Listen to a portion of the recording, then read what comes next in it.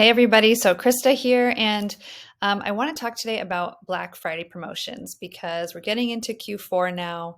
Thanksgiving and Black Friday are next month, and now is the time to plan for these things, have your promotions ready, get your emails written, and if you're going to run ad campaigns, get those ready too. So what we want to do today is figure out how are we going to make money during Black Friday without having to slash your prices, which can devalue your offers, right? So the most common mistakes that I see coaches and course creators, information product business owners making is that, first of all, a lot of times they just won't run Black Friday promotions at all. Because this is kind of e-commerce's time to shine, everybody's starting to think about the holidays and everyone is starting to buy gifts. A lot of coaches think, well, nobody's going to spend money on my stuff right now. Nobody's dieting or improving themselves or investing in their business. Everybody's just focused on the holidays and spending all their money on other stuff. So I just won't get into the race at all. And the part of that that's a little bit true is if you're not going to be playing the game, if you're not going to be messaging the moment of Black Friday, you should kind of hang back a little bit because at least in the paid advertising world, you get kind of crushed. But it's not true that just because we sell information products or coaching that we can't benefit from Black Friday at all. And I'll go into why that is. The other mistake people make is they keep pretending that it's not Black Friday and marketing as usual. So instead of just like giving up, like some people give up and some people try to keep pushing forward, but without actually changing their messaging or having promotions. So the story I want to tell to illustrate that is last year, I started running a campaign for Roland Frazier, who's one of the founders of Digital Marketer. And it was with a friend of mine who was working with him. And he was running this training program for his Consulting for Equity group, like his coaching offer. So what we were doing was giving a free training about consulting for equity and filling up a Facebook group. And then they would warm them up in that Facebook group. So I was super excited for this because, he has a big audience. He's a well-known person in the marketing space. And we had a huge buyers list from him to target and make lookalike audiences off of. And we had video ads recorded by him. So, from my perspective as an ad buyer, we really had the cards stacked in our favor because we had, him on camera talking about this great offer. We had a buyer's list. We had all this stuff. So we launched, and it was a lead campaign, right? We're offering a freebie, getting opt-ins. We launched it the week before Thanksgiving, and it bombed. So I was very surprised at how badly it was doing.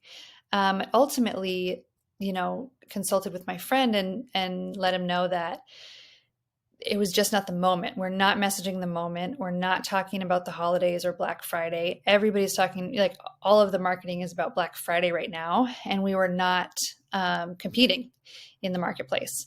And, ad costs go up during that time because everybody's getting in, like all the big e-commerce players and everything are jacking up their ad spend. So what we did was we changed to a Black Friday webinar. So we ran a special campaign saying free Black Friday webinar on a live date, and that this was a special thing we were running for Black Friday that you could get for free. And so there was relevance to the moment and scarcity. And then the campaign did great. We got lots of good opt-ins for the webinar and did well. So it's just an example that even a big player in their niche needs to message the moment. And by just simply changing the title of what we were offering, making it a little bit more, relevant to the moment, we were able to turn that campaign around. Another example of a good, event during this time is for a client. One time we ran a challenge that was actually over Thanksgiving, was the week of Thanksgiving. They took a break on the day of Thanksgiving, but it ran completely over Thanksgiving. And that was a gratitude challenge. So if you are, the bottom line is, don't ignore what is on your prospect's mind. No matter what time of year it is or what's going on, you need to know what their preoccupation is in that moment in order to market to them effectively. So in this case, people are thinking about Black Friday, what they're going to buy, what they're not going to buy. And that's what's on people's minds. And that's where we need to meet them at. When it comes to running paid ads during Black Friday, if you don't have to, if you can avoid it, then avoid it. During Q4, bans like ad accounts getting shut down, business managers getting shut down, go through the roof. And I'm already seeing that happening. The reason for that is that, like I said, a lot of big players are really increasing their ad spend. A lot of people are launching campaigns, so just the volume of ads increases. And also, every year in November, there are elections in the US, right? And every other year, these are midterms or general elections, which is also, a lot of ad spend leading up to that.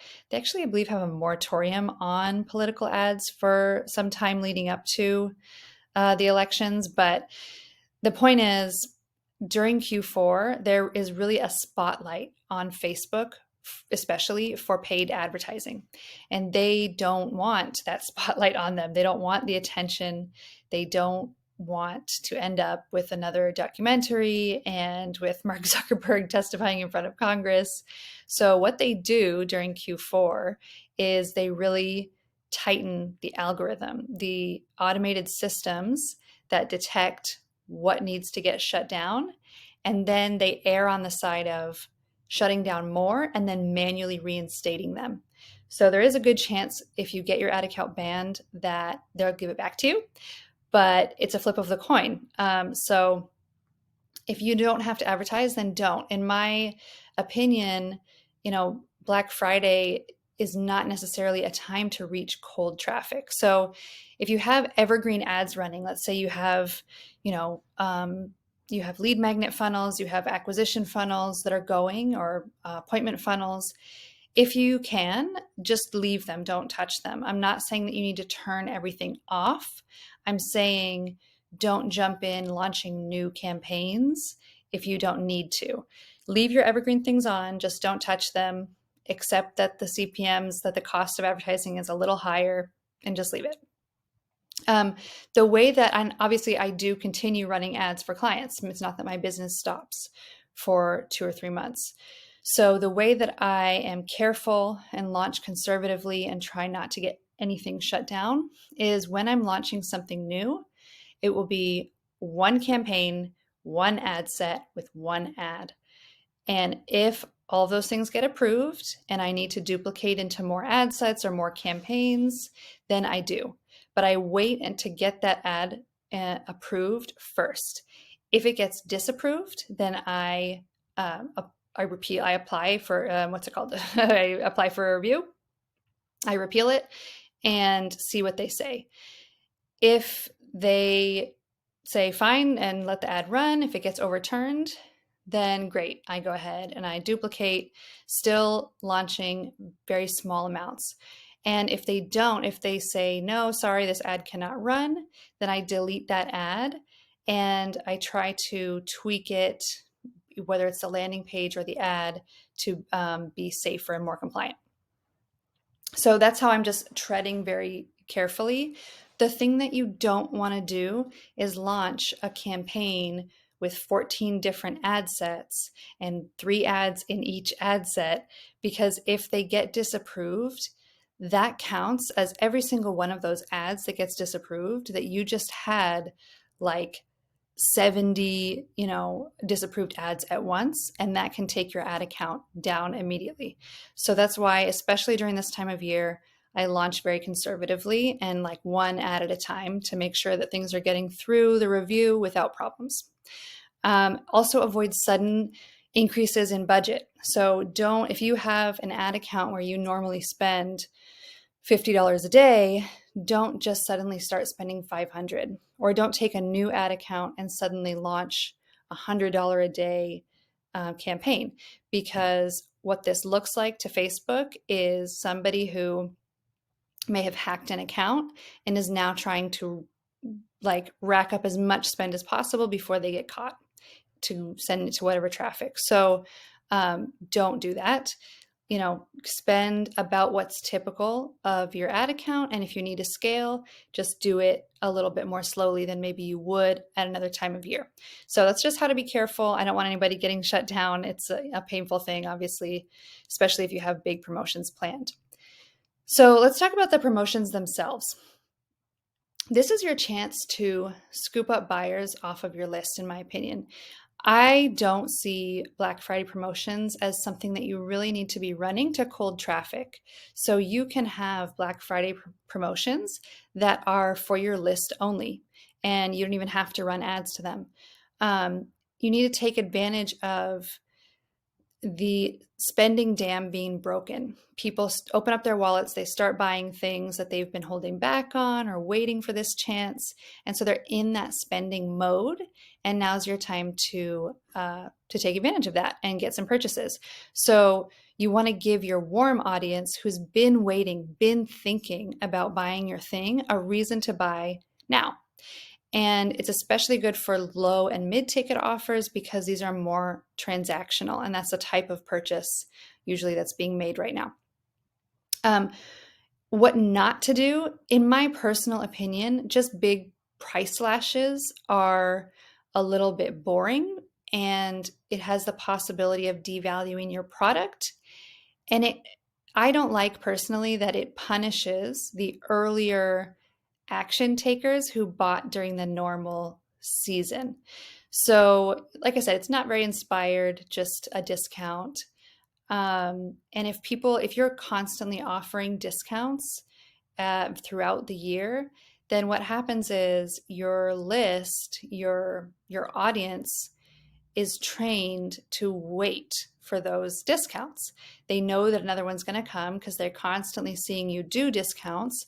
So they're just going to wait until that time.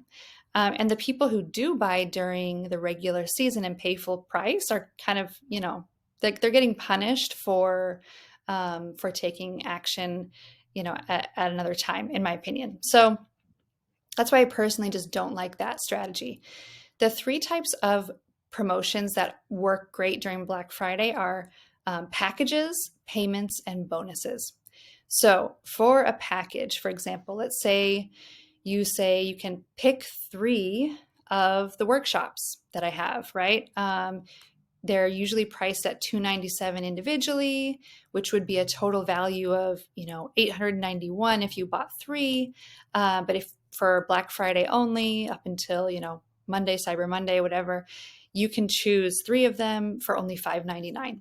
And the reason this works is that everybody understands that if you buy more of something all at once, then it's normal for it to cost less. That's not a ripoff, right? If you buy the 5-pack of undershirts instead of a single undershirt of the same exact one, you pay less.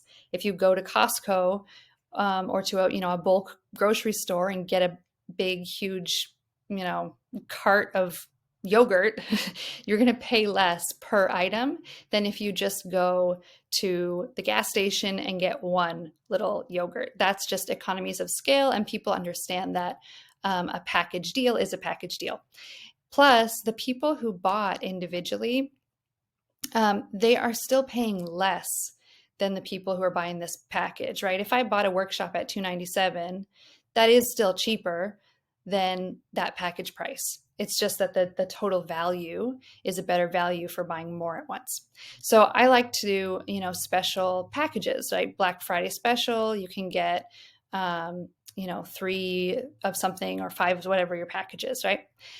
Another type of like payment-based promotion you can do. So another thing you can do is payment promotions, right? So that's kind of packages, and this is payments.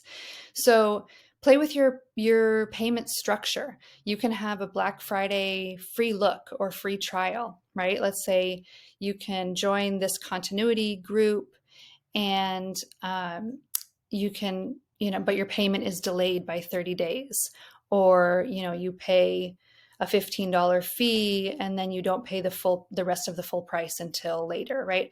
I like these a lot because it's kind of a no-brainer. People are going to kind of jump in. It's not great for, certain types of offers that are like, if it's like a $2,000 course, I guess, only if you have a really close relationship built with your audience that people aren't just going to kind of jump in and watch it and then cancel. And when you do these, you actually do take their credit card information and schedule the payment. It's just that the payment is delayed by 30 days or 2 weeks or whatever it is that you decide.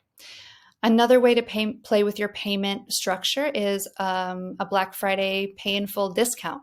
So you can say that the yearly membership for something has 2 months off of it now, or just add like an extra discount onto the pay in full discount. You can also throw in bonuses.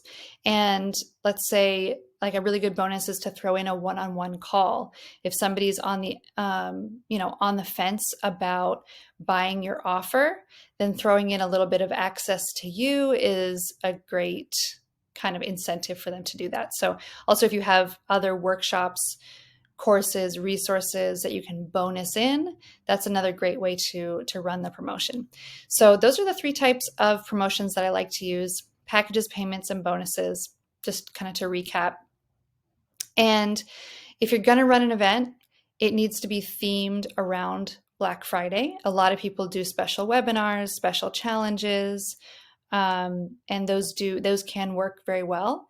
Just whatever you do not try to run an event that it has nothing to do with this time of year, because people's attention is elsewhere, and so you're going to pay more for every opt-in, every purchase that is not focused on this. So I hope that's really helpful for you guys. Let me know what kind of questions you have about Black Friday. If you want feedback about ideas for your promotions, put it in the comments. And I wish you all a very prosperous, profitable Black Friday for your business.